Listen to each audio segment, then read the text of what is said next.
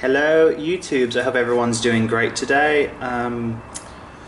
Carrying on my look at squares and all the forms they come in is the Mark 1.5 square, also known as Square Bomb.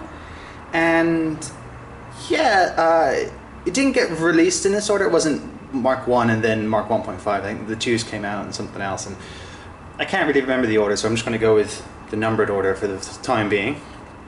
But yeah, the Mark 1.5, the Square Bomb, it's a fun one. But before we really have a look at that, I forgot to touch on a few things with the Mark 1 the other day, and it was just about how it is in fiction.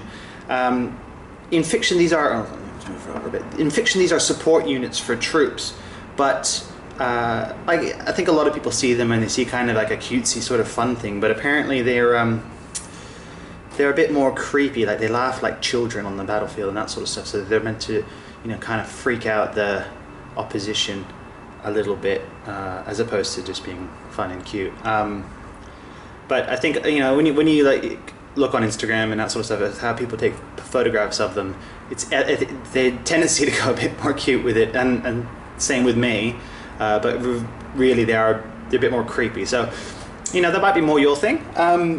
But yeah, so that's the gist of it. There's a couple stories in the books with them in, and yeah, that's about it. I'll do some size comparisons as well with the 1/6 and 1/12 as well. So, but we're gonna have a quick look at the Square Bomb again.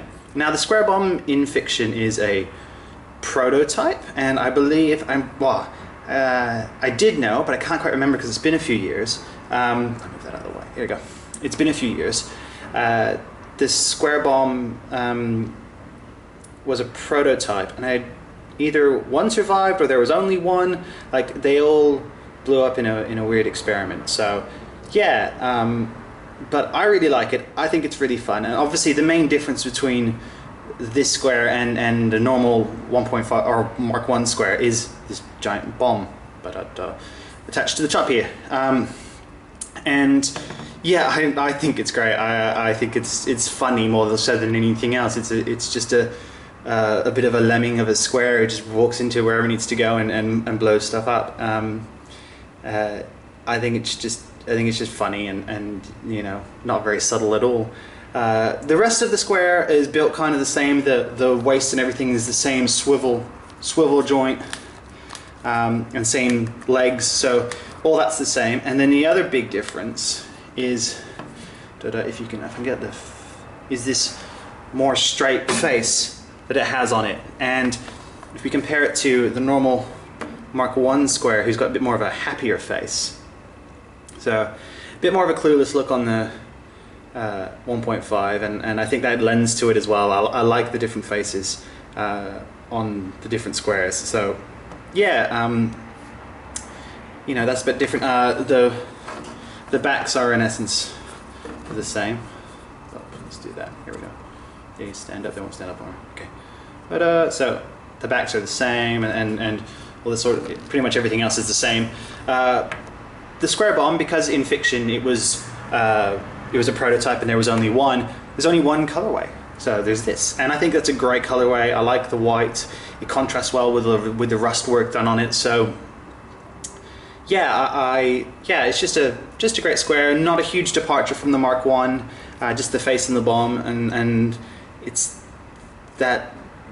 Even though World War Robot isn't silly, I find, and Adventure Cartel is, I like the big bomb. To me is a little silly and a little over the top, and I like that. I really do. I like silly things like that. So yeah, that's pretty much it. Not a huge difference between the Mark 1 and this. So we're gonna stand that up there and stand this up here, and we're going to do the size comparisons I should have done the first time around. Ta-da! Now,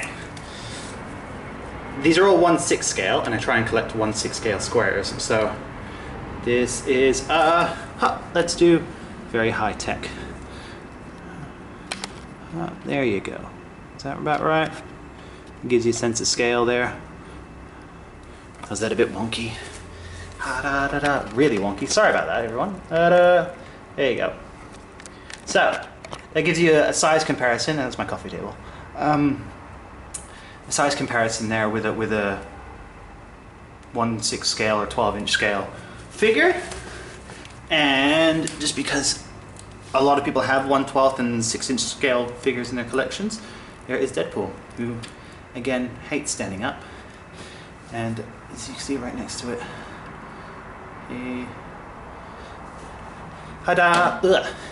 And I've seen some people pair up and do some really cool pictures with the 1/6 scale squares and 1/12 scale figures. So again, they kind of work. I'll just hold them up. Again, they kind of work. You know, they can work in different scales, but yeah, they're really meant to be smaller support units for troops. And yeah, that's pretty much it. There's a little bit of quick look at the 1.5 and a little bit of stuff that I forgot about the Mark 1. And that is a coffee break. So chat to you guys soon. Have a great one.